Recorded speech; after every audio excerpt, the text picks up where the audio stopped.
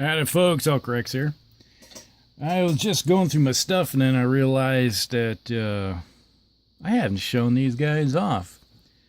I was working on, I did the unboxing of the Stuart 5s, the Mark 5s or Stuart 5, M5a1s, and the for the Plastic Soldier Company, these right here. And I realized I never did a video on them, so just wanted to show off what this is. This is my Recon Cav Troop.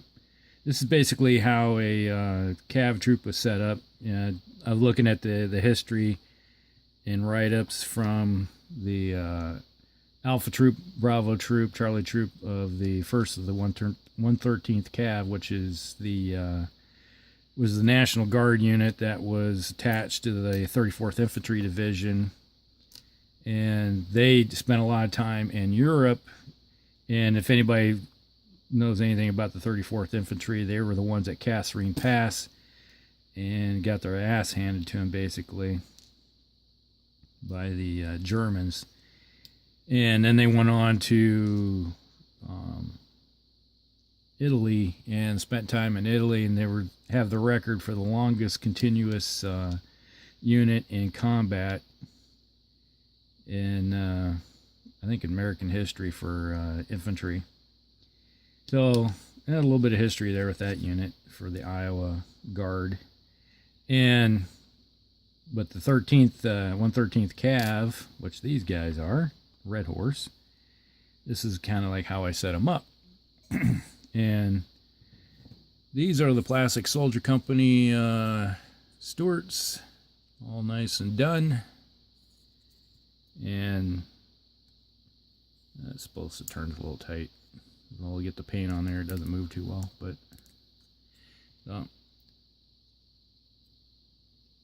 pretty simple kits. Really nice once you get them all together.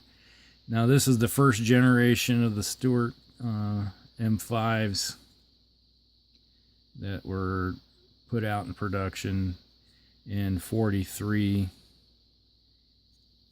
They have these little guys.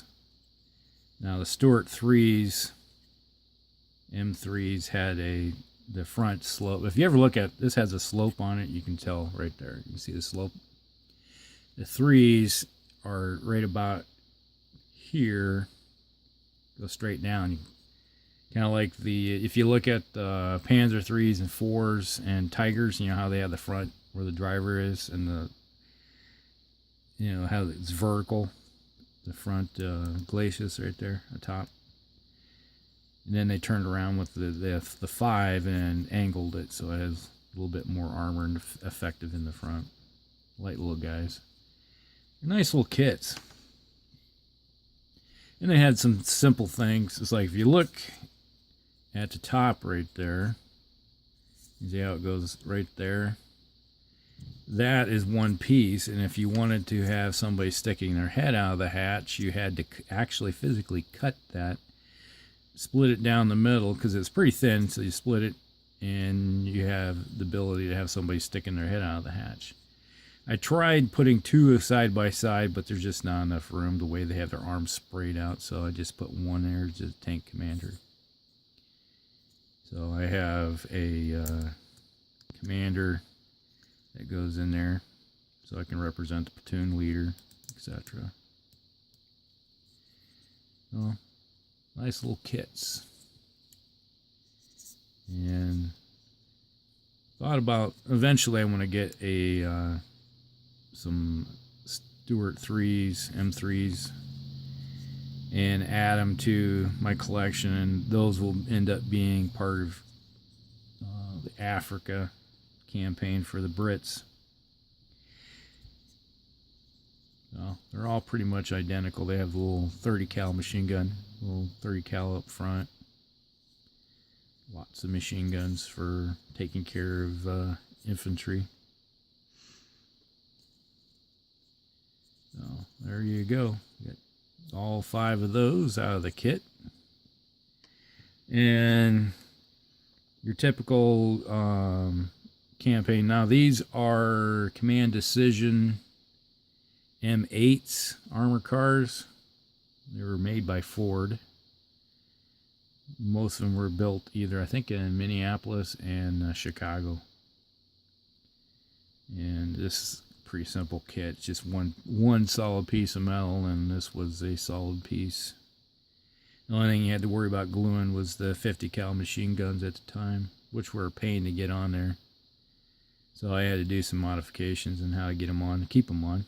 But they work fine. Nice little bit of kit. I think they cost, back in the day, $18, $20. So that's what those are. For $18, $20 for 3 of them. And then these, I don't know if I showed these off, but these are the M20. These right here are the Battlefront ones. These are newer. Pick these up. They have a little 50 cal machine gun. They call it M20 utility. This basically is the command vehicle. So the commander hasn't is out and about. You can see these were in the platoons. Frontline platoons. This is support for the recon was mostly Jeeps with M8 support, and then these were basic over security, also with the headquarters. And you have your Jeeps. These are Battlefront Jeeps because they already have the little base already put into this one solid piece. The only thing you had to glue on was the machine guns and the guys. And the only thing I dislike about Battlefront is that your only options is a 50 or a 30 cal machine gun. The American Recon had a machine gun, one Jeep, or they had Jeeps that had machine guns, and then they also had Jeeps that carried 60 millimeter mortars with them. So they could set up and lay down suppressive fire with mortars real quick and then do the recon. So shoot and scoot, basically.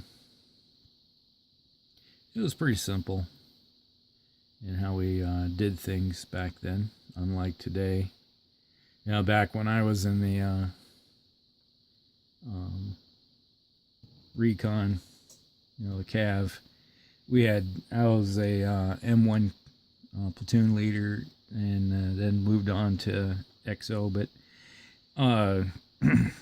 then from there, and we had M1s and 113s back in the time right after the Gulf War and during the Second Gulf War.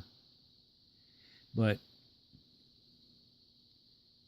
nowadays, I think they just have strikers. Yeah. So those will be the basic units that will go with them. So there you go. That's my recon unit. And if I want to, I can always attach some M10s. Tank destroyers will be attached to these. Also was that there was Stuarts that had the 75 howitzer. So you had the I think they call them, they're also M8s, I think, also. But you had howitzer, basically, platoon that would support the troop also for mobile artillery. But this is what they have. This is Hulk Rex. You guys have a good one.